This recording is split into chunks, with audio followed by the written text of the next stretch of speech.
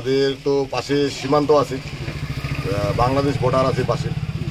তারপরে কালকে না হলে পরশু হবে, কালকে আমরা দেখতে পাইছি মোটামুটি নতুন নতুন জুতার বস্তা মোটামুটি যেখানে সেখানে ফেলে রাখছে।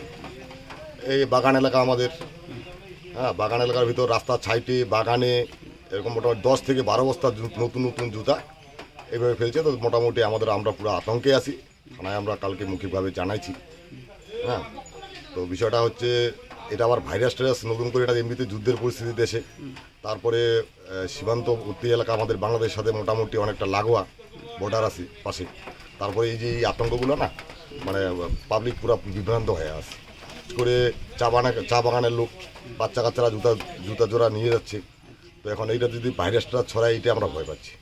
জুতো পরলে অসুস্থ হওয়ার আশঙ্কা থাকে। হ্যাঁ, জুতা পরলে অসুস্থ হওয়ার তো আশঙ্কা থাকবেই একটা, কারণ নাহলে নতুন জুতা ওরা এইভাবে ফেলে কেন রাখবে? হ্যাঁ, এটা তো একটা প্রশ্ন আমাদের। কতগুলো মোটামুটি ফেলছে? মোটামুটি যেখানে সেখানে মিলে তাও আমরা যতটুকু খবর পাইছি 10-12 বস্তা হবে।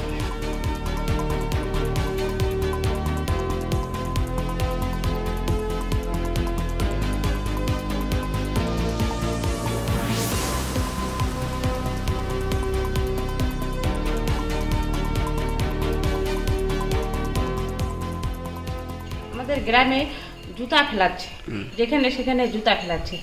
জুতাগুলো কোথা থেকে আসতেছে, সবাই আতঙ্কের মধ্যে আছে। জুতাগুলো এখন কোথা থেকে আসতেছে?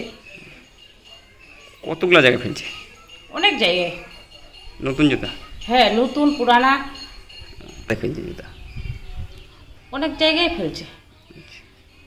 তো এখানে তো বাংলাদেশ সীমান্ত, হ্যাঁ, সীমানায় আছে, বাংলাদেশের সীমানায় আছে।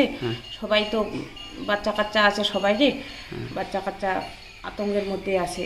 ওগুলো যদি কেউ ব্যবহার করে বা কেউ পায়ে দেয়, সবার তো অসুস্থ হতে পারে। তো